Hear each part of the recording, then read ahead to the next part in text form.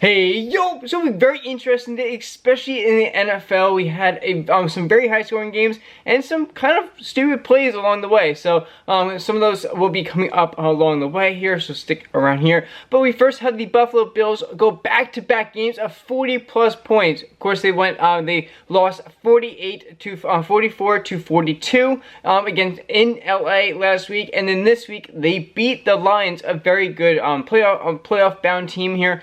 48 to 42 in this one. So hey, I guess that 42 number is pretty unlucky to score in the NFL this year, as that has been the losing number. Although when you score 42 points, you should most likely win the game for the most part. That's a pretty common thing to do if you score that high. But they have each time that number has been outscored here.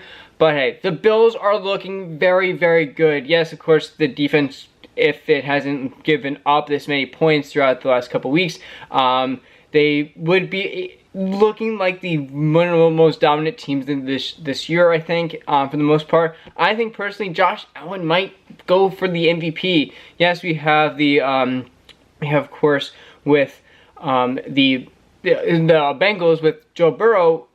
Although they're not doing good this year, he is, of course, on MVP tracking, which is insane how good he actually is with the team he has. Of course, the defense is just not doing their job this year, which is kind of the reason why they're not in the playoff picture here. But hey, we have a very good Bills team who is definitely getting getting healthy and getting the people back right at the right time here, with just a couple more weeks left in the season to finish it off here and definitely get all their grooves back and in the rhythm of being in the game. And they're looking to have home field advantage this year, and we all know what happens with being in the cold with a lot of these teams. They can't handle it, and a lot of times that sinks down and gives the home team advantage their credit there. But they do get the win here. Next, we go to the Chiefs of having it wasn't great. It wasn't a crazy outscoring game here, with the Chiefs winning here 21-7 here. But we have some injuries. We did have a lot of major injuries, which I'm hoping that every single player that was hurt. I know there's a couple of major head injuries. Players getting carted off. Hope all the best to them in every way. That's terrible to see. Like, you don't want to see that. But on less worse side, we have Patrick Mahomes hurt his ankle again. It was his right ankle this time. I think he's hurt both ankles, of course, multiple times in this. And also in the same game, we have Nick Chubb, the running back for the Browns, broke his foot. Like what? But yeah, also for Mahomes, they don't know if he's going to be back for the Texans next week. As he said, of course, when you're in this kind of moment, all the adrenaline goes through your body and you kind of can't feel it. And that's why if you see a lot of times they try and take a deep breath and really can tell where the pain is a little bit. It does take a little bit to set in for that. But yeah, we have maybe against the Texans, maybe not. Maybe the Texans get a little break from Mahomes' magic next week.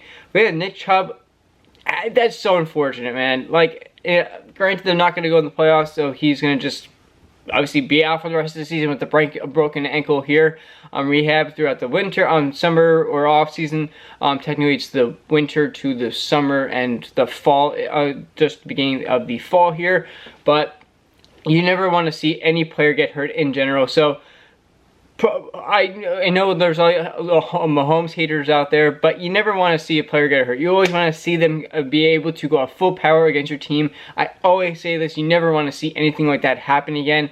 And yeah, so we have that happen. But of course, the Chiefs come out with the win, and they are now 13-1 and definitely solidly in the playoffs, of course, with many of these teams. But yeah, let's take a little of a sidetrack away from the NFL in this one. We have LeBron is back after missing a couple games here, as the Lakers went 1-1 in that, as they edged out they just beat out the Grizzlies last night, 116-110. But we had LeBron was out. Yeah, we had some kind of weird stories going on with the Lakers, of course, with hey, like, look at JJ Redick having basically the same record as Hamlin, as last coach had. Like, it's not the coach, it's the players. Yeah, we have a 40-year-old player who's also somehow still weirdly in his prime, but also out of his prime. It's the weirdest thing. LeBron, you are not human. But the fact that he's still playing in 2020, after 22 years here, but he came back. Granted, there have been some like trade rumors with him not going to the team anymore, having to sit out, kind of being safe and being able to have them use have the money and trade him away as a healthy player to other teams.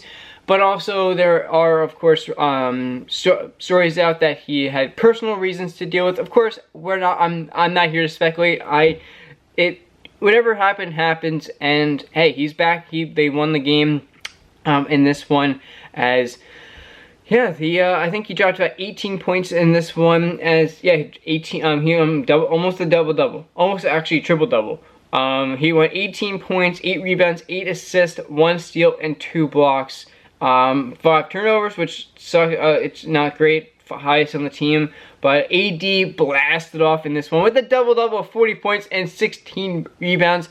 2 assists, 2 steals, 1 block. But this is not about AD. But I didn't actually realize how insane he went off. I knew he got 40 points. I didn't realize it was a double with a real amount of rebounds in that one.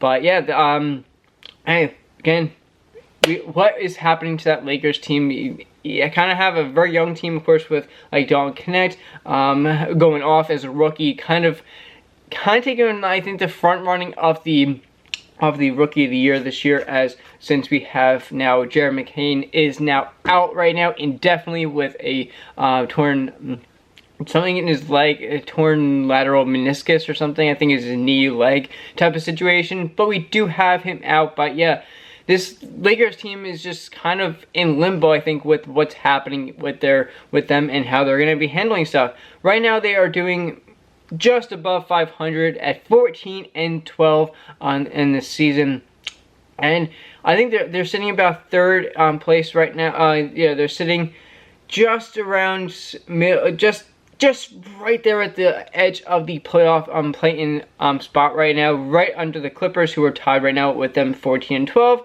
and with the Warriors, who are 14-11. And literally, it's so close with these standings. I think the West is actually, West is. Actually, no, right in the middle for both West and East Conference. They're both very, very close right now.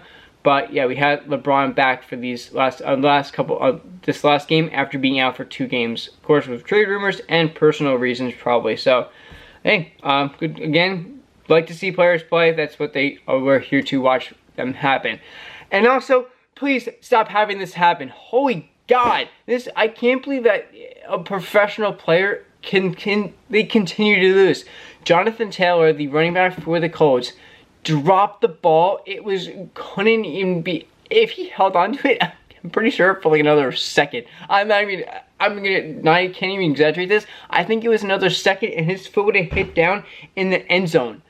And he drops the ball. And that one, he had a great game. 22 carries, 107 yards with 4.5, just literally 4.9 averaging on this, and no touchdowns. He could have had 1, or maybe even more, because right after this, they go on to lose the game. They were winning this game at that point, and then we had the Broncos come back and go and just kill them. 24 owed them in the rest of the game after that dropped run by Jonathan Taylor. I just don't understand how a player can continue to do this. Hold the ball. You hold the ball, run to the ref, give him the ball after running through the end zone, then do your celebration. Oh my God. Like, I don't know, like, if everyone out there in the comments of like videos seeing this, it's ridiculous. Like, you're getting paid to hold the ball. Hold the ball in your hands. Literally hold it with 2 hands and run across the end zone and then do your celebration. Get the touchdown, because this is just going to make you look stupid for the rest of the year. So, I don't know what else to say. You can't really say anything about that just because it just looks stupid and just like kind of insane how it continues to happen.